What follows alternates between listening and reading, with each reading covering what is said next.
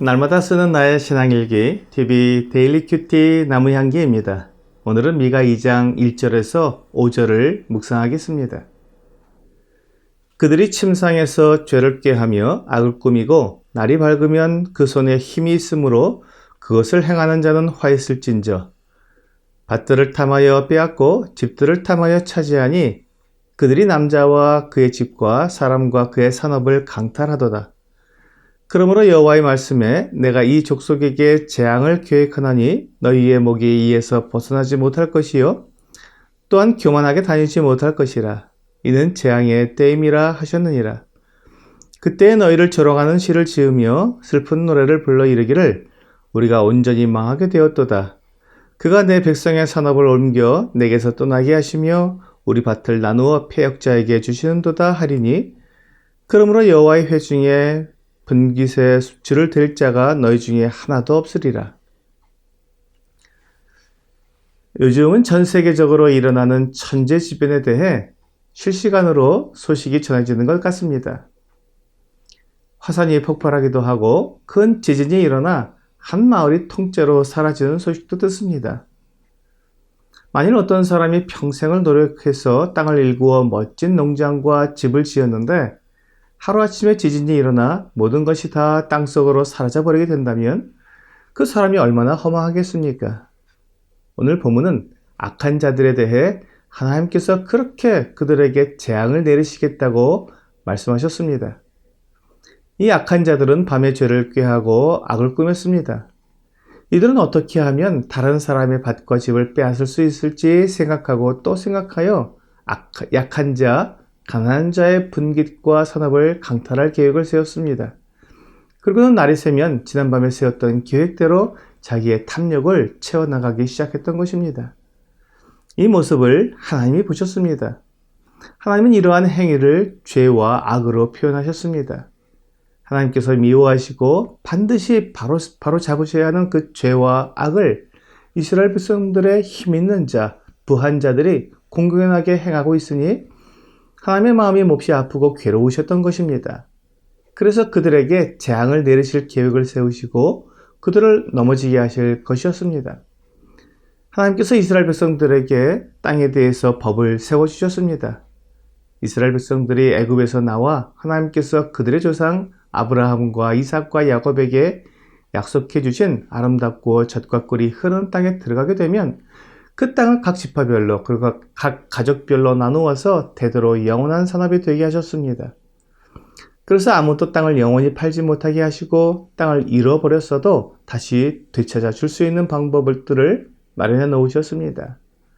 그렇게 해야 하나님의 백성들이 아무도 가난하거나 파산하지 않고 대대로 평안하고 행복하게 살 수 있기 때문이었습니다. 하나님은 이스라엘 백성들의 복리를 위해 모든 것을 완벽하게 준비해 주셨습니다. 그들이 대대손손 먹고 사는데 어려움이 없도록 최고의 법을 세워주셔서 모든 백성들이 다 함께 살아가게 하신 것입니다. 그런데 사람들의 욕심이, 탐심이 하나님의 법을 무시하고 자기가 더 많이 가지기 위해 죄와 악을 꾀한 것입니다. 그래서 하나님께서 그들이 그렇게 하나님의 법을 무시하고 힘없고 가난한 사람들의 산업을 빼앗았으니 그들도 모든 것을 다 빼앗기게 하실 계획을 세우신 것입니다. 이것이 하나님께서 계획하신 재앙입니다.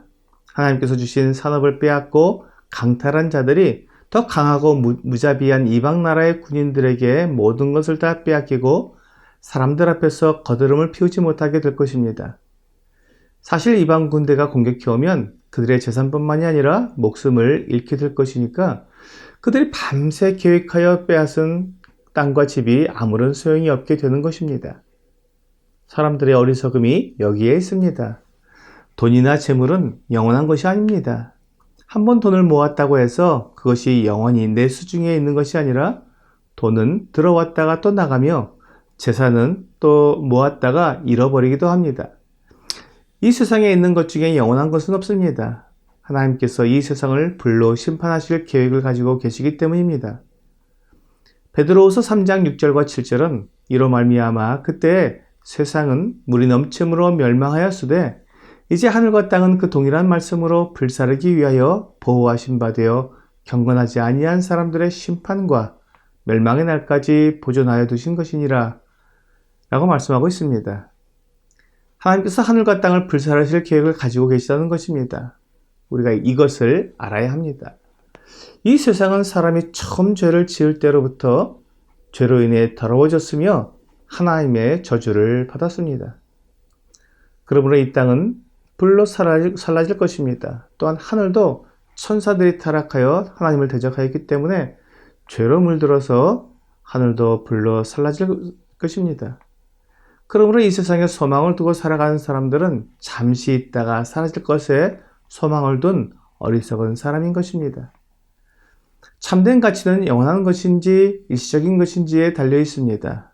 고린도후서 4장 17절과 18절은 우리가 잠시 받는 환난에 경하는 것이 지극히 크고 영원한 영광에 중한 것을 우리에게 이루게 함이니 우리가 주목하는 것은 보이는 것이 아니요 보이지 않는 것이니 보이는 것은 잠깐이요 보이지 않는 것은 영원함이라 라고 말씀하시므로 우리가 가져야 할 참된 가치가 무엇인지 말씀해 주고 있습니다.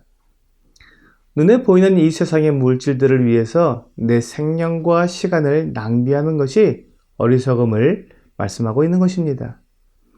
하나님께서 이스라엘 백성들의 어리석음과 죄악됨을 심판하시기 위해 아수르라는 포악한 이방 나라를 사용하실 것입니다.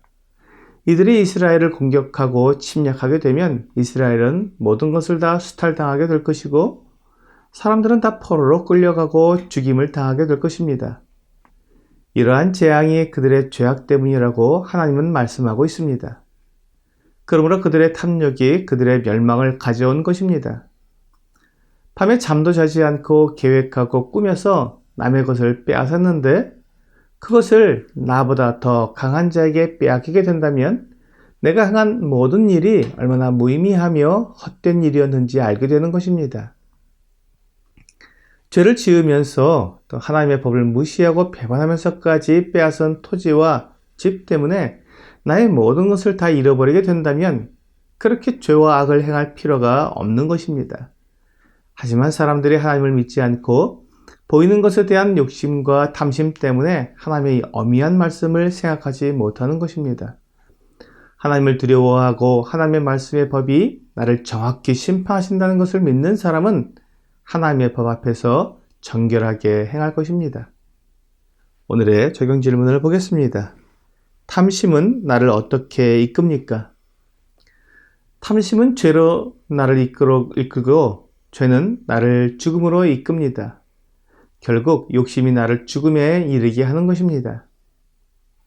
오늘 나를 멸망에 이르게 하는 욕심을 버리고 하나님의 심판과 상급을 바라보며 죄악에서 떠나 거룩하고 정결한 삶을 사는 여러분과 제가 되기를 주 예수님의 이름으로 기도합니다.